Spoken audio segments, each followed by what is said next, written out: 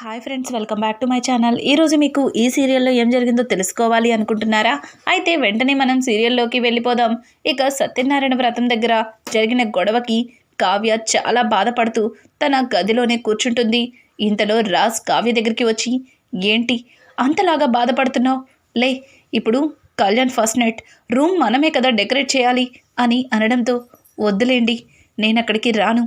అక్కడికి వచ్చిన తర్వాత అందరూ కూడా నన్ను ఏదో ఒక రకంగా అబద్ధం చేసుకుంటూనే ఏదో ఒకటి అంటూనే ఉన్నారు అని అనడంతో, చూడు కళావతి, నువ్వు ఇక్కడ బాధపడుతూ కూర్చుంటే అక్కడ మీ కవి చాలా బాధపడతాడు.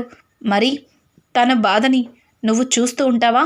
రా అని చెప్పి రాజైతే కావ్య చెయ్యి పట్టుకుని అనామిక అలాగే కళ్యాణ్ల ఫస్ట్ నైట్ కోసం అరేంజ్ చేసిన గది దగ్గరికి వెళ్తారు.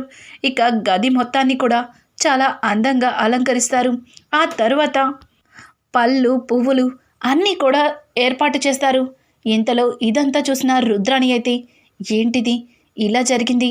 అసలు ఇది ఉంటేనే ఏదో ఒక ప్రాబ్లం జరుగుతుంది అని ఇంట్లో అందరినీ నమ్మించాలి కదా, ఏదో ఒకటి చెయ్యాలి అని చెప్పి ఇక కావ్యని ఇరికించడం కోసం రుద్రాణి అయితే తాను అక్కడ వెలిగించాల్సిన అగర్బత్తీలు మార్చేసి దోమల పుల్లలు పెడుతుంది. దోమల పుల్లల పొగని మొత్తం రూమ్ అంతా స్ప్రెడ్ అయ్యేలాగా చేస్తాను. ఆ తర్వాత ఆ స్మెల్ పీల్చి అనామిక అలాగే కళ్యాణ్ ఇద్దరు కూడా ఉక్కిరి బిక్కిరయ్యేలా చేస్తాను అని చెప్పి ఇక రుద్రాణి తన మనసులో ఇలా అనుకుంటూ ఆ అగరబత్తీని మార్చేసి దోమల పుల్లల్ని అందులో పెట్టి సెట్ చేస్తుంది. ఇంతలో ఇక్కడ చూస్తే అనామిక పెళ్లి కూతుర్లా రెడీ అవుతుంది. అలా అనామిక రెడీ అవుతూ ఉండగా అనామిక దగ్గరికి ధాన్యలక్ష్మి వచ్చి, అనామిక, చూడటానికి చాలా అందంగా ఉన్నావు.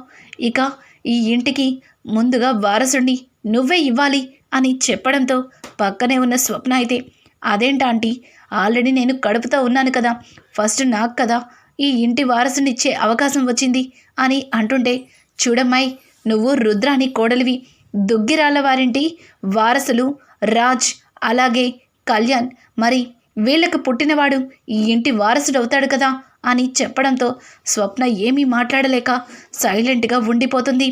చూడండి ఆంటీ, నేను కూడా దుగ్గిరాళ్ళ వారింటి కోడల్ని, ఇంకెప్పుడు ఇలా అనద్దు అని అనుకుంటూ స్వప్న అక్కడి నుంచి చాలా బాధపడుతూ వెళ్ళిపోతుంది. ఇదేంటిది, ఈ అమ్మాయి వినగానే గొడవ చేస్తుంది అనుకుంటే స్వప్న ఏంటి ఇంత సైలెంట్గా వెళ్ళిపోతుంది అని చెప్పి రుద్రాని తన మనసులో అనుకుంటుంది. పోనీలే, ఇది సైలెంట్గా వెళ్ళిపోయింది, కానీ గదిలోకి వెళ్ళిన వాళ్ళు ఉక్కిరి బిక్కిరై అక్కడే కళ్ళు తిరిగి పడిపోతారు అని చెప్పి ఇక రుద్రాణి తన మనసులో అనుకుంటుంది. రాజైతే అంతా సిద్ధంగానే ఉంది. చివరికి ఒకటి మిగిలిపోయింది. గదంతా మంచి సువాసనలతో నిండి ఉండాలి అంటే ఇదిగో ఈ అగరబత్తి వెలిగించాలి అని చెప్పి ఇక ఆ అగరబత్తీలను తీసి వెలిగించి రాజైతే ఇంతలో ఫోన్ రావడంతో బయటికైతే వచ్చేస్తాడు. ఇక కావ్యకి దోమల అగరబత్తీలన్నా అలాగే దోమల చక్రం అన్నా ఇక ఆల్ అవుట్ ఇటువంటి ఏమీ కూడా అస్సలు పడవు. ఆ స్మెల్ పీల్చగానే కావ్య కళ్ళు తిరిగి పడిపోతుంది. తనకి ఆ స్మెల్ అంటే అస్సలు పడదు. ఇక ఉన్నట్టుండి కావ్యకి కొంచెం కొంచెంగా ఆ దోమల అగరబత్తి స్మెల్ వస్తూ ఉంటుంది. ఆ స్మెల్ పీలుస్తూ ఎక్కడి నుంచి వస్తుందా అని అప్పటికి తన చీర చెంగు అడ్డం పెట్టుకుని అటు ఇటు చూస్తుంది. కానీ అక్కడ రాజ్ వెలిగించింది అగరబత్తి కాదని దోమల పుల్లల్ని కావ్యకి తెలియక పాపం చాలా ఇబ్బంది పడుతూ ఉన్నట్టుండి స్పృహ తప్పిపోతుంది. ఇంతలో కావ్యని రాజ్ అయితే పట్టుకుంటాడు. అలా రాజ్ కావ్యని పట్టుకొని, ఏయ్ కళావతి, ఏమైంది అని చెప్పి కావ్యని ఆ బెడ్ మీద పడుకోబెడతాడు.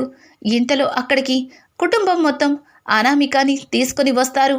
అక్కడ కావ్య కళ్ళు తిరిగి పడిపోవడం చూసి వెంటనే అనామిక, చూసారా అత్తయ్య, ఈరోజు నా ఫస్ట్ నైట్ అని తను ఎలా జెలస్ ఫీల్ అవుతుందో, తను తట్టుకోలేక చూడండి కళ్ళు తిరిగినట్టు నటిస్తుంది అని చెప్పడంతో, అనామిక, ఏం మాట్లాడుతున్నావు? తనసలు ఇక్కడికి రానంది, నేనే తనని తీసుకొచ్చాను, నువ్విలా మాట్లాడతావని అస్సలు ఊహించలేదు అని చెప్పడంతో, బావగారు, మీరు నన్ను తప్పుగా అపార్థం చేసుకుంటున్నారు. మొదటి నుంచి ఇంట్లో జరుగుతున్న గొడవలన్నీ మీరు కూడా చూస్తున్నారు కదా అని అనడంతో ఇంతలో ధాన్యలక్ష్మి, అవును రాజ్, ఇందాక వ్రతం దగ్గర ఇప్పుడు ఈ ఫస్ట్ నైట్ చెడగొట్టడానికి ఇదొక కొత్త డ్రామానా అని అంటూనే, అవును, ఈ గదంతా ఏంటి, ఏదో దోమల పొగ వాసన వస్తుంది అని అపర్ణాదేవి అనడంతో ఇంతలో అక్కడికి స్వప్న వస్తుంది. స్వప్న వెంటనే, ఏంటి ఈ గదంతా దోమల పొగ వాసన వస్తుంది, కావ్య ఇక్కడ ఉంటే ఖచ్చితంగా కళ్ళు తిరిగి పడిపోయేది, కావ్యకి ఈ స్మెల్ అంటే అస్సలు పడదు అని చెప్పడంతో ఒక్కసారిగా రాజ్, విన్నారుగా, ఇప్పుడేమంటారు, నేనే తెలియక అగర్బక్తి అనుకొని దోమల పుల్లలు వెలిగించాను, ఈ దోమల పుల్లల పొగ వల్లనుకుంటా కావ్యకి ఇంత పని జరిగింది, నేను చేసిన తప్పు వల్లే ఇలా జరిగింది, చూడు అనామిక, మీ ఫస్ట్ నైట్ చెడగొట్టడానికో ఇంకేమో కాదు, చూసావుగా జరిగిందేంటో చూసావుగా అని అంటుంటే, ఏంటి అక్క చెల్లెళ్ళిద్దరూ కొత్త డ్రామాలు ప్లే చేస్తున్నారా అని చెప్పి రుద్రాణి వెంటనే అంటుంది. చూడండి అత్తగారు, ఇక్కడ జరుగుతున్న ఫస్ట్ నైట్కి మాకు ఏ సంబంధం లేదు. ఇంకొక మాట, రాజ్ ఇమీడియట్లీ కావ్యని హాస్పిటల్కి తీసుకెళ్ళకపోతే చాలా ప్రమాదం. కావ్య ఆ పొగ పీల్చడం వల్ల తను స్పృహ కోల్పోయింది. ఇమీడియట్లీ తనకి ఆక్సిజన్ ఇవ్వాలి, లేకపోతే తను ఊపిరి పీల్చుకోవడం కూడా కష్టమవుతుంది అని ఇక కావ్య గురించి స్వప్న చెప్పడంతో వెంటనే రాజైతే కావ్యని ఎత్తుకొని హాస్పిటల్కి బయలుదేరతాడు. ఇక ఇంట్లో జరుగుతున్న ఫస్ట్ నైట్ జరిగినట్టే అన్నట్లుగా రుద్రాణి తన మనసులో అనుకుని తెగ సంబరపడిపోతుంది. ఫస్ట్ నైట్ చెడగొట్టాను, అలాగే ఇక్కడ ఇదంతా చేయడానికి కారణం కావ్య అన్నది ఈ అనామికకి అర్థమయ్యేలా చేశానని తెగ సంబరపడిపోతుంది.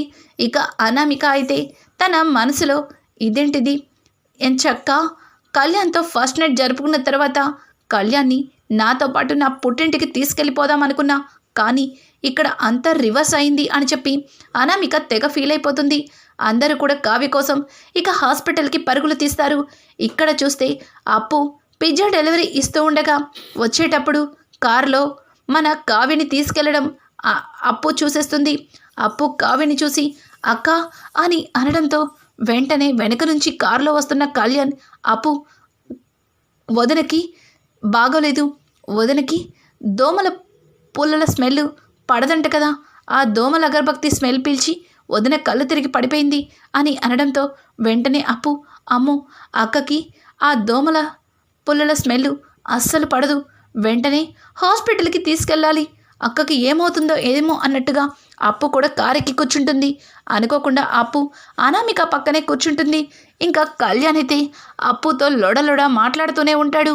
ఇక అనామిక అయితే, ఆపుతావా కళ్యాణ్, ఇప్పటికీ జరగవలసిన తంతులేమీ జరగట్లేదని నేను ఇంతలా బాధపడుతుంటే నువ్వసలు ఎలా అలా ఉంటున్నావు అని అనడంతో, చూడు అనామిక, నాకు ఇద్దరినంతటికంటే నా ఫ్యామిలీ ఇంపార్టెంట్, నా ఫ్యామిలీ సంతోషంగా ఉంటేనే నేను సంతోషంగా ఉంటాను, అర్థమవుతుందా, వదిన మన కోసం ఎంత కష్టపడిందో నాకు తెలుసు, అట్లాంటి వదినకి ఇంత సీరియస్గా ఉంటే మనం సంతోషంగా లేమని ఇలా బాధపడుతున్నా చూడు, నాకు అస్సలు నచ్చలేదు, నీ బిహేవియర్ మార్చుకో అన్నట్లుగా ఇక కళ్యాణ్ మాట్లాడతాడు.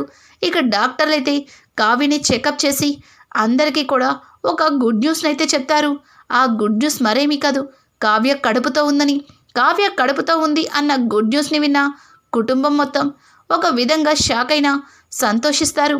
ఇక అపర్ణకైతే ఉన్నట్టుండి కావ్య మీద విపరీతమైన ప్రేమ వచ్చేస్తుంది. కావ్య తన ఇంటి వారసుని మోస్తుంది అని అపర్ణ చాలా సంతోషిస్తుంది.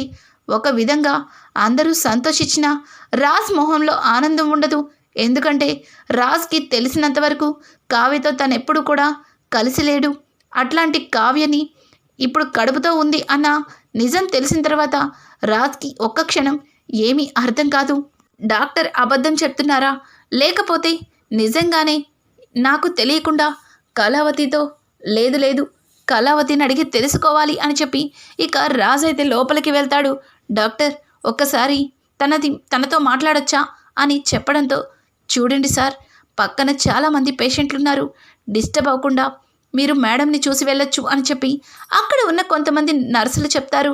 ఇక రాజ్ అయితే కావ్య దగ్గరికి వెళ్ళి కంగ్రాచులేషన్స్ చెప్పడంతో కావ్య మీకు కూడా కంగ్రాచులేషన్స్ అని చెప్పి రాజ్కి చెప్తుంది.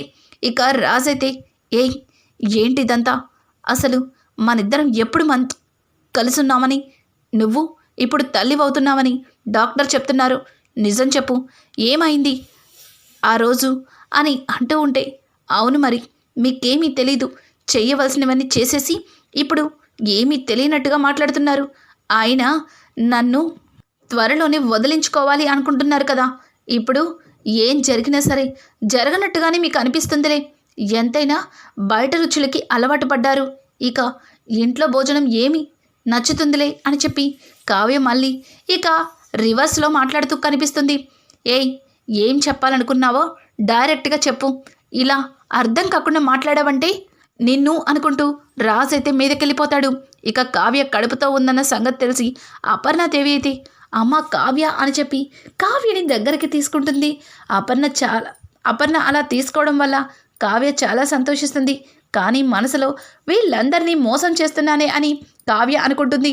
ఎందుకంటే కావ్యే కావాలని తను కడుపుతో ఉన్నట్లుగా డాక్టర్తో చెప్పిస్తుంది. ఇంకా ఇంకొక విషయం ఏంటంటే అలా చెప్పడానికి కారణం మరేమీ కాదు, రాజ్ శ్వేతతో ఏ సంబంధం పెట్టుకున్నాడో అన్న నిజాన్ని తెలుసుకోవడానికి కావ్య ఆడుతున్న ఒక చిన్న నాటకం. ఈ నాటకంలో కావ్యతో పాటు కావ్యకి హెల్ప్గా సీతారామయ్య అలాగే ఇంద్రాదేవి ఉన్నారు. అందుకే కావ్య కూడా అంతే ధైర్యంగా ఉంటుంది. ఇక కావ్య ఇలా చెప్తే ఈ రకంగా అయినా సరే ఆయన శ్వేత గురించి నిజాన్ని బయట పెడతారు అని చాలా ఎదురు చూస్తుంది. రాజ్ ఏమీ చెప్పకపోయేసరికి కావ్య అంటే సైలెంట్గా ఉండిపోతుంది.